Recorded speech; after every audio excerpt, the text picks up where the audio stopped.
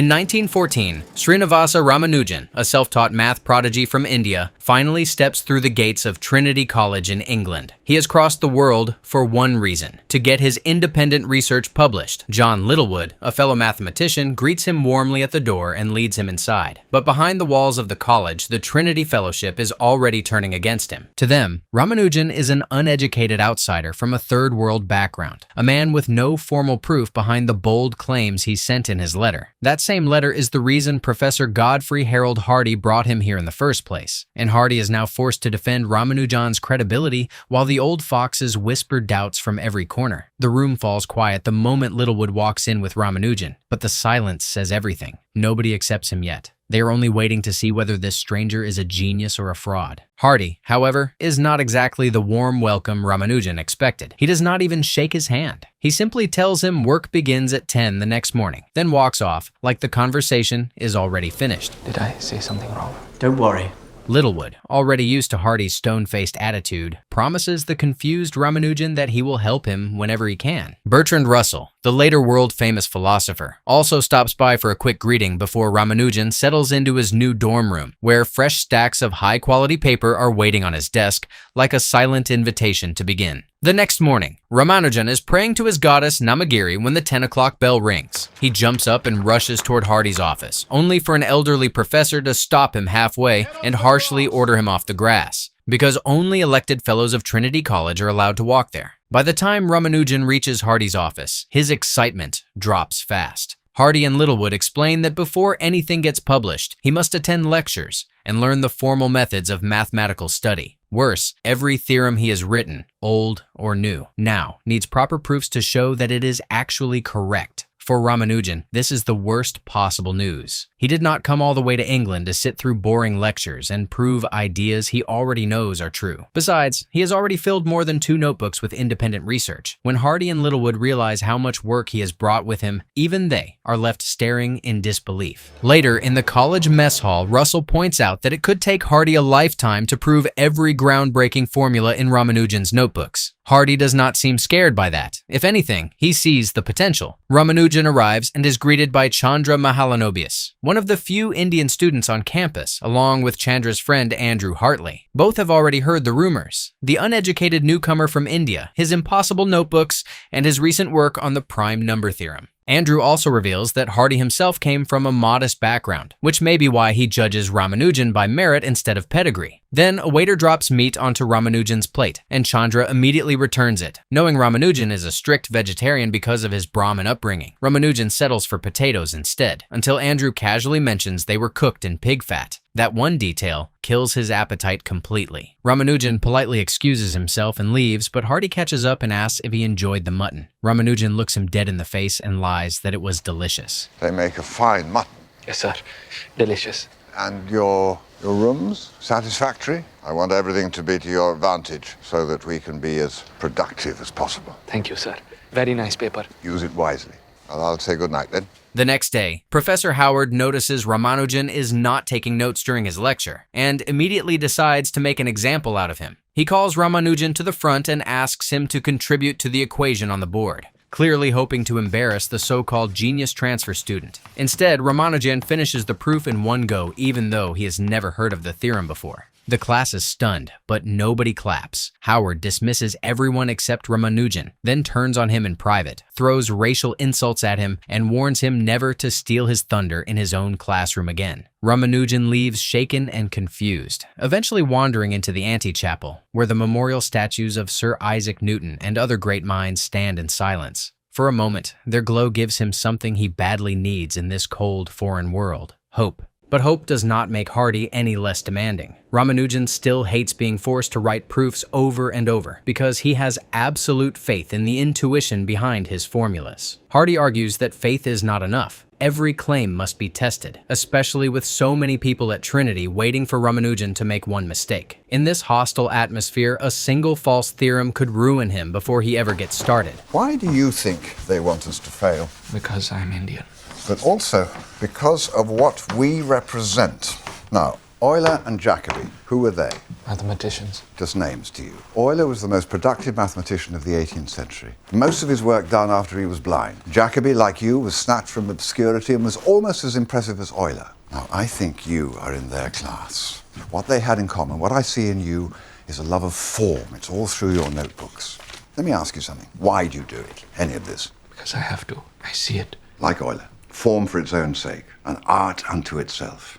And like all art, it reflects truth. And you dance with numbers to infinity. Hardy tells him that patience is the only way forward. If Ramanujan does the work properly, his notebooks may one day belong in the Wren Library beside Newton's Principia Mathematica and the works of the great geniuses who came before him. That finally reaches Ramanujan, and he nods in understanding. A few days later, a letter arrives from his wife Janaki in India. She misses him terribly, but she also tells him everyone back home is proud of his journey and his achievements. Her words lift his spirit, and soon another mathematical revelation comes to him in the middle of prayer. Excited, Ramanujan rushes straight to Hardy's office to share the discovery, only for Hardy to shut him down immediately. They just agreed. Proofs first, no more new research. Ramanujan, frustrated by the endless delay, complains that he still has not published anything and leaves with a sour look on his face. But once he is gone, Hardy studies the new work anyway, and despite himself, he is impressed. The discovery deals with partitions, which means the number of ways a number can be split into smaller numbers that add up to it. The number 4, for example, can be arranged in only 5 different ways. But the larger the number gets, the faster those combinations explode. By the time you reach 100, there are over 204,000 ways to add up to it. Major McMahon, Trinity's leading expert in combinatorics,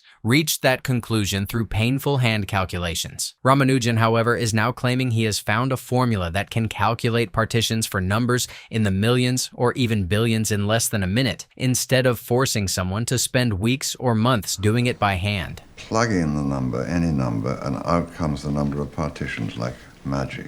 I take it you have tried to crack this one before. It's considered impossible, unsolvable. Bloody rabbit hole mystery of the universe. Until now? Din, din, din. Meanwhile, Ramanujan keeps his head down in Howard's next lecture, staying as quiet as a mouse, so Professor Jealous has no fresh excuse to come after him. But in Hardy's office, his frustration boils over again when he sees the proofs he submitted covered in highlighted mistakes. He storms after Hardy, carefully circling around the stupid grass, and complains about the endless proof writing. Hardy easily brushes off Ramanujan's beta whining, but he also gives him a reason to keep going. He has handled some of the proofs himself, and Ramanujan's first paper on highly composite numbers is being published in the London Mathematical Society. Just like that, Ramanujan's anger vanishes. He is over the moon. Back in India, Ramanujan's mother is just as proud and makes sure the whole neighborhood hears about her son's achievement. Janaki, however, cannot fully share the celebration. Her husband has been published, praised, and spoken about by everyone, but he still has not written a letter meant only for her. Don't pay attention to her. She's not proud enough of his achievements. Back in London, Chandra and Andrew burst into Ramanujan's room and wake him in a panic. America has officially joined the war, and the news hits Ramanujan hard because every new turn in the conflict makes it even less likely that Janaki can come to England. The war is already swallowing everyone around him. Even Littlewood has been summoned by the War Office to use his mathematical skills for ballistics. Before leaving, he speaks privately with Hardy and suggests that Ramanujan's hatred of proofs may not be simple impatience. Maybe he avoids them because, deep down, he fears they might expose his formulas as wrong. Ramanujan may be a mathematical genius, but he is still not a god. In India, Janaki refuses to let the war decide everything. She dictates a letter promising Ramanujan she is still willing to sail to England and reunite with him, war or no war. While writing for her, the scribe reveals that he used to know Ramanujan in his own way. Ramanujan rarely spent time with people because he was usually too busy filling the abandoned corridor of a nearby temple with equations. That detail pulls Janaki straight to the temple, where she finds the stone slabs covered in the chalk marks of her husband's mind. For a moment, it feels like she has found him again, not in person, but in spirit. Later, she gives the letter to her mother-in-law for postage, but the old woman receives it coldly and still refuses to let Janaki help with the housework. The moment Janaki leaves, Ramanujan's mother hides the letter in a secret box beneath her closet instead of mailing it. Meanwhile, the war starts crushing Ramanujan from every side. Rationing makes it almost impossible for him to find fresh vegetables, leaving his strict vegetarian diet in ruins. Worse, no letters are arriving from home, so the silence from India begins to feel like abandonment. But the real blow comes after he leaves the post office and gets cornered by 3 bitter soldiers. They resent being dragged out of university and forced into war while this foreign genius gets to stay at Trinity without facing the battlefield. Their jealousy turns violent, and Ramanujan does not escape that evening without bruises and kicks. This is our home. Don't you forget it. Hours later, he sits in front of vegetables too rotten to cook and too rotten to eat. Hungry, beaten, and lonely, Ramanujan climbs into bed on an empty stomach, drifting into a daze as he thinks of Janaki. The next morning, Hardy publicly declares his pacifist stance as a member of the UDC, the anti-war organization founded by Bertrand Russell and others. But the war has no patience for men who speak against it. Littlewood leaves for military duty, and Hardy soon finds a college council notice banning all future UDC meetings on Trinity grounds. His protest about free speech goes nowhere. Howard, Major McMahon, and another professor only sneer at him, warning that Russell may lose his lectureship for his pacifism. And with the college already hostile toward outsiders and dissenters, even Ramanujan could be deported back to his little hometown. That evening, word arrives from Littlewood with worse news. He has tested Ramanujan's work on the prime number theorem and discovered that Ramanujan's assumptions were wrong. Even so, Littlewood insists Ramanujan has the sharpest mind he has ever seen, maybe even straight-up Newton caliber. He warns Hardy not to let Howard and the other jealous idiots win, but also not to suffocate Ramanujan's gift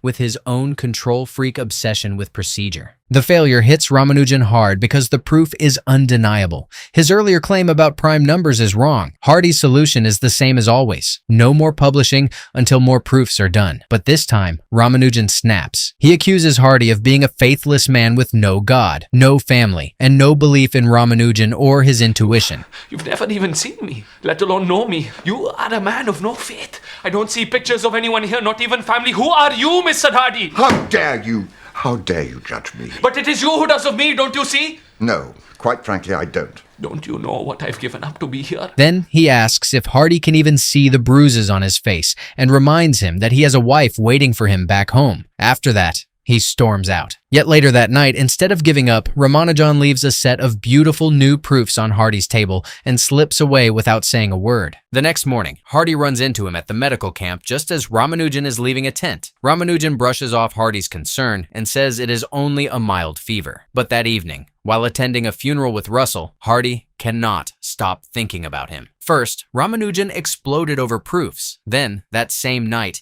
he quietly delivered flawless ones. Russell cuts straight through the contradiction with sarcasm, suggesting Hardy has finally broken Ramanujan's originality with his hellish obsession with method. Hardy says little, but the comment clearly stays with him. Back in Hardy's office, Ramanujan keeps grinding through proofs as usual. This time, Hardy changes his approach. Instead of holding him back, he decides to gamble on him. He goes straight to Major McMahon, the combinatorics expert who once failed to solve partitions and has become one of Ramanujan's loudest opponents. Hardy tells him Ramanujan may be able to solve partitions once and for all. McMahon scoffs at the idea, calling it impossible. But when Ramanujan hears about the challenge, he accepts without hesitation. Their first meeting takes place in McMahon's office, where they immediately battle with numbers. Square root of 58,639. Now. 242. 242 what? 0.1549090. Yes, child's play. Try me. Go on. Same number squared. 3,438,532,321. Ah! Combinatorics, that's what I do. Glorified dice throwing. Bloody nerve of you both. You fail on primes, then you think you can just turn round and crack partitions. Can't be done, I'm telling you. And I will. No, I will, by slow and painful addition, and then you can be absolutely certain that whatever formula you two can dream up will be quite wrong. Now, how high do I have to go? P of 200 should do. I really can do it. Weeks later, McMahon returns with his result. There are almost 4 trillion ways to add up to 200, and he reached the answer by hand, one brutal calculation at a time. But Ramanujan's formula predicts the same result almost instantly, missing by only 2%. The result completely blows McMahon's socks off, and Hardy could not be prouder. Later that night, Ramanujan suddenly breaks into a violent coughing fit and collapses onto the floor. Chandra rushes him to the medical camp, where the truth finally surfaces. Ramanujan has tuberculosis, most likely worsened by his poor diet and the brutal wartime conditions around him. But instead of worrying about himself, Ramanujan makes Chandra promise not to tell Hardy, because if Hardy finds out how sick he really is, Their work might fall apart. Before Chandra can even process that, an enemy aircraft roars overhead and bombs the streets of London, leaving bodies scattered through the chaos. As they rush to safety, Ramanujan cannot shake the thought that he is being punished for leaving India as a Brahmin. Far away in India, Janaki is breaking too. She has waited ages for a letter that never comes, and the silence finally convinces her that her husband has abandoned her. Heartbroken, she runs to the temple and collapses there in tears, sobbing alone in the same place where Ramanujan once left pieces of himself behind. But in London, the work continues. Hardy suggests that Ramanujan integrate Cauchy's theorem into his partitions formula, and after some fine-tuning, Ramanujan brings the error margin down to 1%. The breakthrough gives Hardy enough confidence to reveal that he has already applied for Ramanujan to be approved as a fellow by the college council. For Ramanujan, this is more than a title. It is proof that the world may finally recognize him. As their partnership deepens, Hardy asks where all these impossible intuitions come from. Ramanujan simply says, I don't know. On the day of the council meeting, Russell already knows how this will end. As he walks with Hardy, he quietly admits that Ramanujan will not be accepted yet. The vote goes badly, exactly as expected, and that evening, Hardy stands at Ramanujan's door, embarrassed by the failure. Ramanujan forgives him, knowing Hardy fought for him as much as he could. But the rejection lands on top of everything else. The illness, the loneliness, the silence from home, and his body starts giving out. First, he coughs blood. Then he wakes late at night drenched in sweat, terrified by hallucinations, and stumbles back to the medical camp. Surrounded by the smell of blood, medicine, and misery, he collapses again. Hardy finally tracks him there the next evening, but Ramanujan has already disappeared on his own.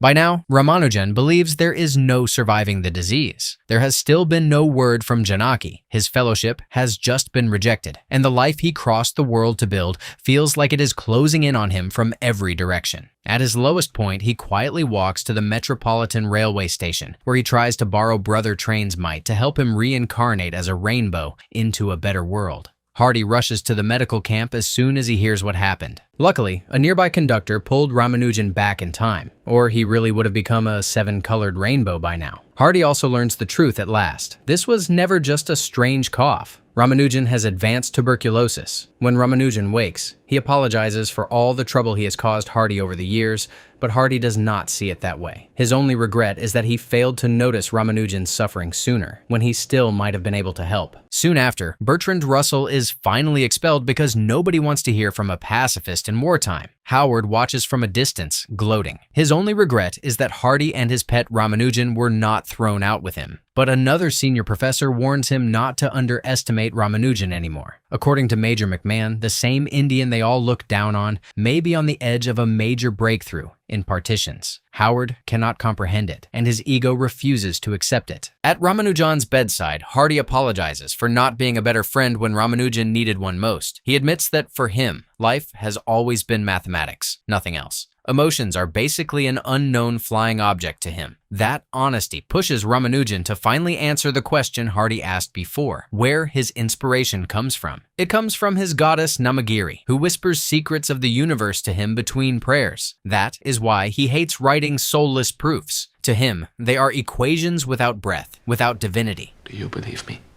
Because if you are my friend, then you will know that I'm telling you the truth. If you are truly my friend.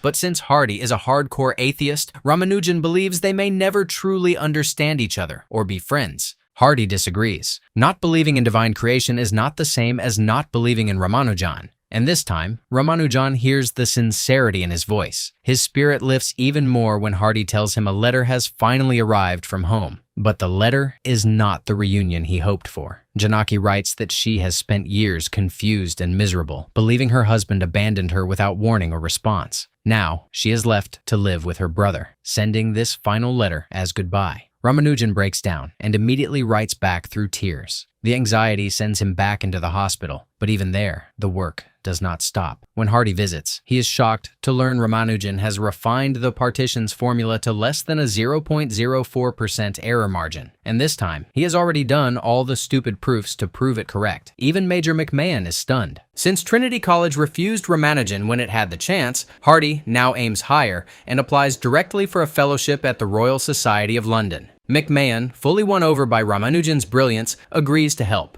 Littlewood is brought back for support as well. On the day of the Royal Society meeting, Hardy gives a heartfelt speech about Ramanujan's merit, originality, and breakthrough in partitions. Mr. Littlewood once told me, every positive integer is one of Ramanujan's personal friends. I believe this to be true. He told me that an equation for him had no meaning unless it expressed a thought of God. Well, despite everything in my being set to the contrary, perhaps he is right. We are merely explorers of infinity. We do not invent these formulae, they already exist and lie in wait for only the very brightest of minds, like Ramanujan, ever to divine and prove. In the end, who are we to question Ramanujan, let alone God? Howard is still there, bitching to anyone who will listen about having his time wasted by the Indian fraudster twice. But McMahon takes the floor and shuts that nonsense down, firmly declaring Ramanujan the brightest mind he has ever seen. For once, Howard has nothing left to say. Soon after, the doctor hands Ramanujan the letter confirming his election as a Fellow of the Royal Society of London. Around the same time, Janaki finally receives a reply from her husband and rushes back to their shared home. A frantic search through her mother-in-law's bedroom reveals the truth. Dozens of unread letters from Ramanujan have been hidden away for years. His mother enters and admits, with guilt, that she could not let Janaki be invited to London because her son might have stayed there forever. Far away, Ramanujan is finally looking healthier. The war is over. He is preparing to return home, and despite everything, he has achieved more than most men could dream of. He and Hardy walk together with a quiet gratitude for what their partnership has given them. When Ramanujan tries to circle around the grass because he is still not technically a Trinity Fellow, Hardy pulls him across anyway, because Ramanujan is a Royal Fellow now, which is a step above, so who cares? Inside, the entire college council is waiting to nominate him as a Fellow of Trinity College as well. I, Srinivasa Ramanujan, elected Fellow of Trinity College. At last, the day of departure arrives. Hardy is late to the meeting spot because of a lousy cab driver with the boring plate number 1729. Without missing a beat, Ramanujan says it is actually a very interesting number, the smallest number that can be expressed as the sum of two cubes in two different ways. Hardy smiles, because even at the edge of goodbye, Ramanujan's mind is still doing what only Ramanujan's mind can do. Ramanujan promises to send weekly updates of his research from India, and then the two friends embrace before parting ways. A year later, in 1920, a letter finally arrives from India after a long silence. Ramanujan's illness returned during his journey home, and now he has passed away. The news nearly breaks Hardy. Not long after, he gives a brief memorial speech at Trinity College, praising Ramanujan's originality as a source of constant inspiration, and saying he is proud to have worked with a man of such caliber on something like equal terms. Meanwhile, over 6,000 miles away in India, Ramanujan's body is burned at the funeral pyre.